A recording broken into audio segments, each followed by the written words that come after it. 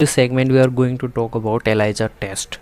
That's stand for enzyme linked immunosorbent assay.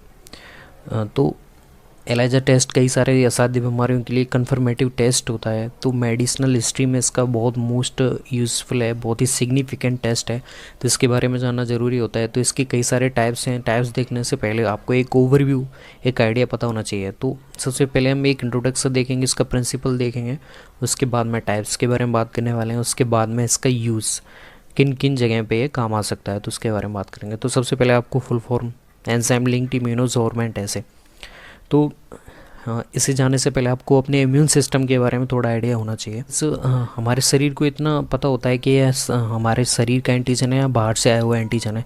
तो जैसे ही हमारे शरीर में कोई भी बाहर से एंटीजन या फिर बाहर से कोई वायरल इन्फेक्शन या फिर कोई भी डिजीज़, कोई भी प्रोटीन संरचना आती है एंटीजन के रूप में, तो उसके विरुद्ध हमारा इम्यून सिस्टम रेस्पॉन्स देता है। सबसे पहले एंटीबॉडी बना के, एंटीबॉडी बनाएगा, उसे कहेंगे, आप कई सारी एंटीबॉडी बनाएंगे, इसे कहेंगे प्राइमरी इम्यून रेस्पॉन्स।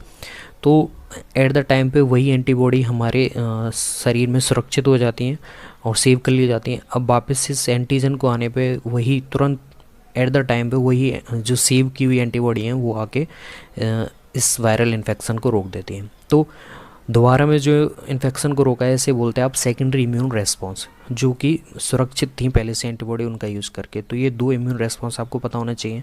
हमारा शरीर का इम्यून सिस्टम बाहर से एंटीजन और अंदर वाले हमारे एंटीजन को पहचान सकता है। तो ये आइडिया है हमारे इम्यून सिस्टम का, क्योंकि एंटीजन और एंटीबॉडी रिएक्शन पे ही डिपेंड है पूरी टेक्निक। ठीक है, तो सबसे पहले इसके एक इंट्रोडक्शन देखते हैं।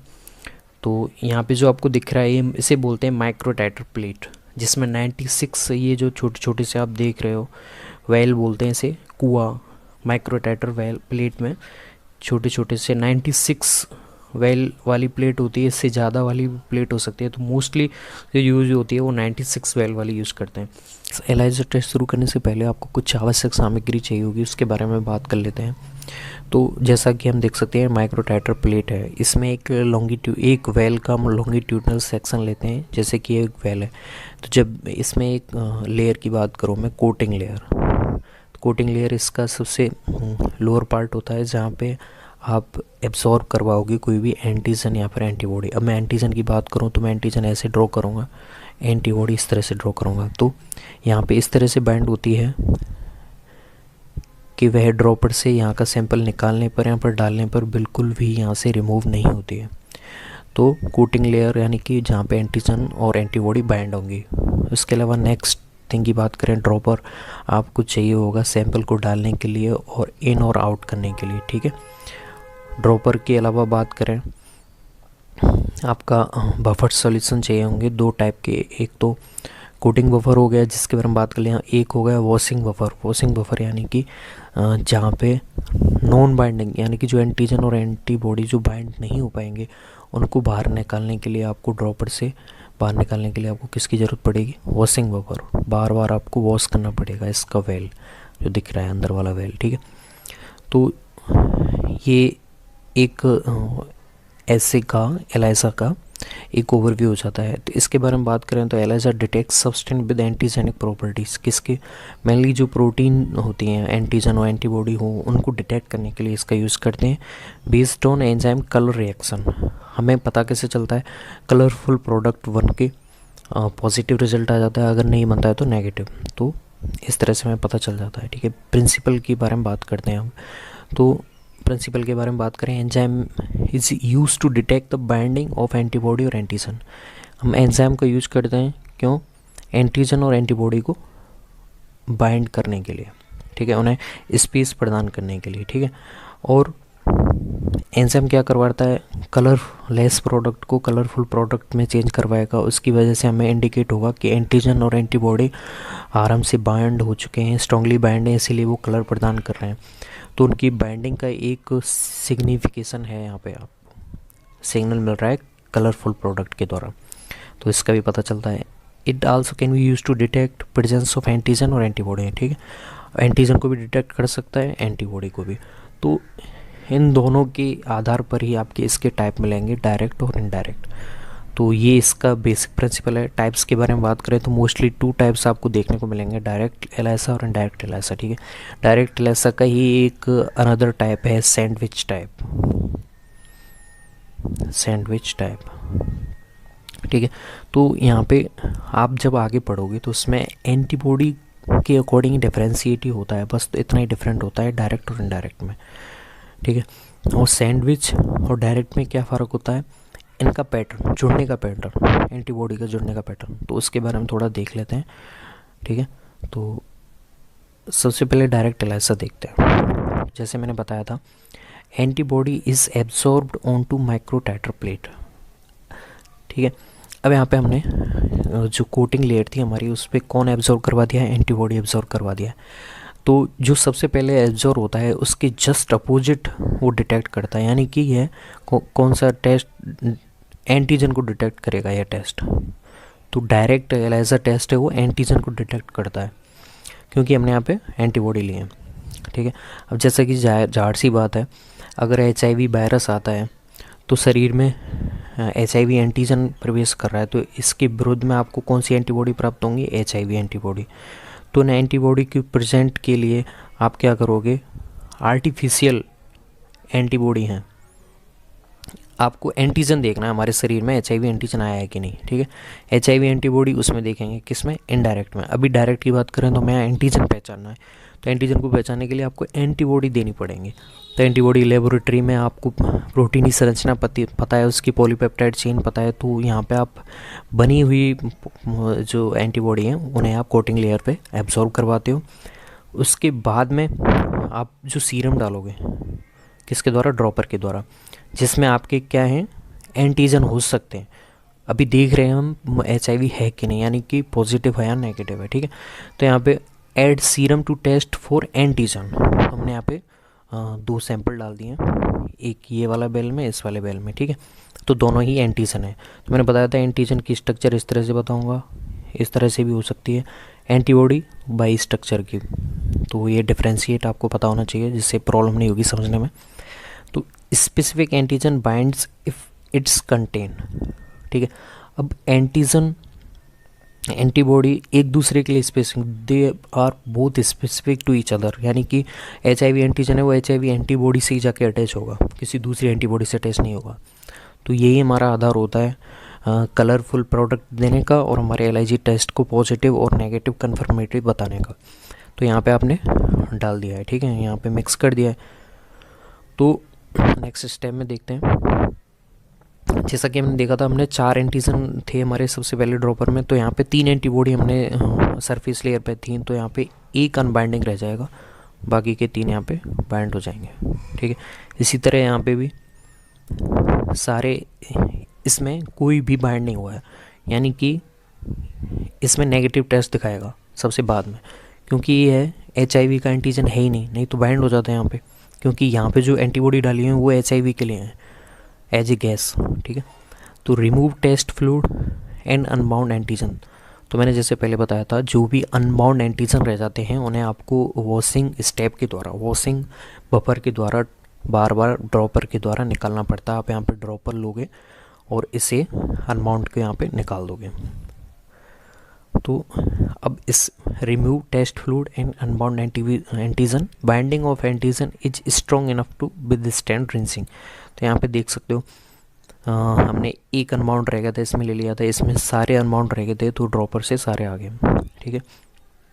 तो अब इसमें हमने पूरा जो सैंपल था वो खाली कर दिया है। अब यहाँ पे कोई भी अनबाउंड एंटीजन नहीं रहा है आपका, जो कि हमने पहले सीरम से डाला हुआ था, सैंपल से डाला हुआ था, ठीक है।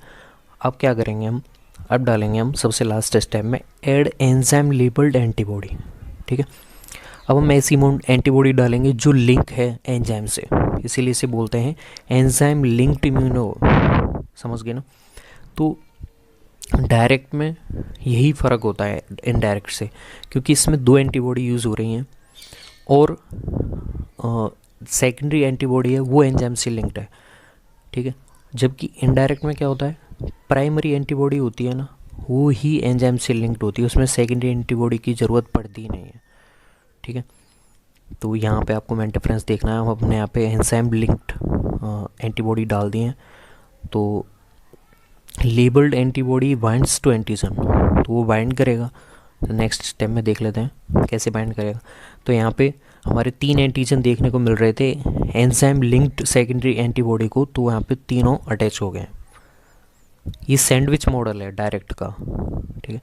अब इसमें कोई भी एंटीजन यहाँ पे देखने को नहीं था, तो इसलिए एंटीबॉडी इससे अटैच नहीं होगी। एंटीबॉडी एक दूसरे से अटैच नहीं होती हैं, ठीक है। तो एंटीजन से ही अटैच होंगे, एंटीजन होना चाहिए तब जाके एंटीबॉडी होगी, भले वो प्राइमरी हो सेकेंडरी हो। तो अब यहाँ पे सेकंड वेल में होंगी नहीं, फर्स्ट वेल में यहाँ पे आपको एंटीजन देखने को मिल रहा था, इसलिए अटैच हो गई हैं। तो यहाँ पे एक है जो अनबाउंड रह गया, उसे आप ड्रॉपर के द्वारा वाशिंग वेपर सॉल्यूशन के द्वारा बाहर निकाल दोगे। तो बाहर निकालते टाइम हमें पता था कोटिंग लेयर इतनी एब्जॉर्ब करके रखती है कि कोई भी फ़र्क नहीं पड़ता है, ठीक है। अब यहाँ पे कोई बाउंड नहीं हुआ है, तो ये हमें कुछ नहीं दिखाएगा। चलिए देखते हैं अब क्या होता है। अब हमने पूरा सैंपल खाली हो गया, हमारे यहाँ पे कोई भी अनबाउंड एंटीजन नहीं रहा है। एंटीबॉडी जो एंजाइम लिंक्ड है वो भी यहाँ पे कोई भी अनबाउंड नहीं रही है। तो हमने पूरा वॉशिंग सोल्यूशन ख़त्म कर दिया मिक्सर के द्वारा। तो वो sample to remove unbound antibodies, तो हमने सारी एंटीबॉडी अनबाउंड है जो वो बाहर निकाल दी हैं। अब देखते हैं क्या होता है। अब हम क्या करेंगे, सबस्ट्रेट डालेंगे, जैसा मैंने पहले कहा था क्रोमोजेनिक सबस्ट्रेट, ठीक है। तो यहाँ पे आपने डाला क्रोमोजेनिक सबस्ट्रेट, यहाँ इसमें थोड़ा चेंज कर दिया है मॉडल, मैं बाद में बता दूंगा। तो यहाँ पे एक जगह नेगेटिव दिखा रहा है, ठीक है। क्यों दिखा रहा है, क्योंकि हमने देखा था सेकंड वेल में वो कोई भी एंटीबॉडी से कोई भी एंटीजन बाउंड नहीं हुआ था, इसलिए नेगेटिव दिखाया गया, यानी कि कोई कलर चेंज नहीं होगा। जबकि फर्स्ट वेल में कलर चेंज होगा, यानी कि पॉजिटिव है, ठीक है। सबस्ट्रेट होगा जो क्रोमोजेनिक सबस्ट्रेट, यहाँ पे आप मिक्स ड्रॉपर के द्वारा जैसे ही डालोगे उसका कलर चेंज हो जाएगा वेल का। तो जैसे ही वेल का चेंज हो गया तो आपको पता चल जाएगा कि हमारे सैंपल में एंटीजन है, यानी कि पॉजिटिव है। और अगर कलर चेंज नहीं होता है तो ये नेगेटिव है, यानी कि कोई भी एंटीजन नहीं है, इसीलिए तो यहाँ पे अटैच नहीं हुआ है। सेकेंडरी एंटीबॉडी भी अटैच नहीं हुई है। अब तो गैस यहाँ पे आपको पैटर्न थोड़ा डिफरेंट होगा डायरेक्ट और सैंडविच का। अभी इनडायरेक्ट की बात करें तो इनडायरेक्ट में क्या होता है उसके भी देख लेते हैं थोड़ा सा, मैं आपको बता देता हूँ। जैसे ये कोटिंग लेयर है वेल की, यहाँ पे कोई एंटीजन आया हुआ है, यहाँ पे आप एंटीजन एब्जॉर्ब करवा दोगे, यानी कि आपने एंटीजन डाला हुआ है। अब आपको सीरम जो सैंपल है उसमें पता करना है कि हमारे में एंटीबॉडी है कि नहीं। तो यहाँ पे आपने एब्जॉर्ब क्या करवाया, एंटीजन, तो ये किसका डिटेक्ट करने के लिए है टेस्ट, एंटीबॉडी को डिटेक्ट करने के लिए, जस्ट अपोजिट। तो आपने यहाँ पे ड्रॉपर से एंटीबॉडी डाल दी, तो वो प्राइमरी एंटीबॉडी होंगे ना, वो ही एंजाइम से लिंक्ड होंगे, ठीक है। तो अब इसके बाद में एंजाइम से लिंक्ड होंगे, ये दोनों स्पेसिफिक हैं। अगर उसी रोग का अगर एंटीबॉडी है तो यहाँ पे इस पे अटैच हो जाएगा। उसके बाद में जब आप सैंपल डालोगे, आपका सबस्ट्रेट डालोगे, क्रोमोजेनिक सबस्ट्रेट डालोगे, तो वो कलर चेंज हो जाएगा, तो आपको पॉजिटिव रिजल्ट प्राप्त हो जाएगा। तो यहाँ पे आप देख सकते हो हमने प्राइमरी एंटीबॉडी यूज़ की है, जबकि यहाँ पे 2 एंटीबॉडी यूज़ की है डायरेक्ट में। ये डायरेक्ट है जबकि ये इनडायरेक्ट है। यहाँ पे आप देख सकते हो यहाँ पे एक ही एंटीबॉडी यूज़ की है, प्राइमरी एंटीबॉडी, जो कि एंजाइम से लिंक है, जबकि इसमें सेकेंडरी जो एंटीबॉडी है वो एंजाइम से लिंक्ड है, और इसमें 2 एंटीबॉडी यूज हुई हैं। तो ये आपको मेन डिफरेंस है, वो याद रखना है बस। हाँ, तो गैस ये हमने डायरेक्ट और इनडायरेक्ट देख लिया। इनडायरेक्ट का मोस्टली यूज होता है वो HIV डिटेक्ट करने के लिए भी होता है, ठीक है। HIV के लिए सबसे ज़्यादा इनडायरेक्ट का यूज़ करते हैं, तो ये आपको याद रखना है। इसे सैंडविच मॉडल क्यों कहते हैं, क्योंकि एंटीजन यहाँ पे आपके जैसे ब्रेड बनाते टाइम 2 ब्रेड के बीच में उसका मटेरियल टमाटर वगैरह जो डालते हैं, सब्जी वगैरह, वो बीच में, तो यहाँ पे ये एंटीजन है, ये सेकेंडरी एंटीबॉडी है, प्राइमरी एंटीबॉडी है, इसीलिए इसे सैंडविच मॉडल भी बोल सकते हो आप, ठीक है। तो अब एक चीज़ देख लेते हैं, जैसे ये इमोबिलाइज एंटीजन वर्सेस सैंडविच है। तो इमोबिलाइज एंटीजन किसे डिटेक्ट करने के लिए है, एंटीबॉडी डिटेक्ट करने के लिए। तो जैसा कि आप देख सकते हो ये इनडायरेक्ट मेथड है, और ये सैंडविच एलाइजा मेथड है जो वो एंटीजन को डिटेक्ट करने के लिए। क्योंकि यहाँ पे हमने कौन सी एंटीबॉडी डिटेक्ट, वो कोटिंग लेयर पे कौन सबसे पहले ऑब्जर्व करवाया, एंटीबॉडी, उसके जस्ट अपोजिट यहाँ पे एंटीजन को डिटेक्ट करेगा। तो ये आपको याद रखना है। एप्लीकेशंस की बात करें तो क्या हो सकती है, देखो medical diagnostic to detect presence of antibody in patient, HIV test में वेस्ट नील वायरस को डिटेक्ट करने के लिए भी इसका यूज़ होता है। एंटीजन और एंटीबॉडी दोनों को डिटेक्ट करने के लिए होता है। Detection of potential allergen in food, तो मेडिकल जो किट हैं मार्केट में वो एग्स और पीनट के लिए अवेलेबल हैं, उनकी एलर्जी को आप आराम से एलर्जी टेस्ट के द्वारा आराम से पता कर सकते हो। तो उसके अलावा ड्रग टेस्ट है, एथलीट्स में ड्रग टेस्ट का भी इससे आप पता लगा सकते हो। हाई मटेरियल कॉस्ट, यानी कि जो मुद्राएं हैं वो सही हैं कि नहीं, उनके क्लैरिफिकेशन के लिए भी आप इसका यूज कर सकते हो। तो ये पूरा एलाइजा है, और सैंडविच एलाइजा के बारे में हम आगे और डिस्कस कर लेंगे एक्स्ट्रा वीडियो में। तो आपको एक चीज़ तो पता चल गई होगी डायरेक्ट और इनडायरेक्ट में डिफरेंसेस की। तो इनमें मोस्टली जो डिफरेंट होता है वो केवल एंटीबॉडीज़ का ही होता है। इसमें एक एंटीबॉडी होती है, इसमें दो एंटीबॉडी होंगी। जो सेकेंडरी एंटीबॉडी होगी वो एंजाइम से लिंक्ड होगी, जबकि इसमें पहली एंटीबॉडी होती है वो ही एंजाइम से लिंक्ड होती है, एक तरह से लिगेंड की तरह काम करती है। तो ये मेथड है। बाकी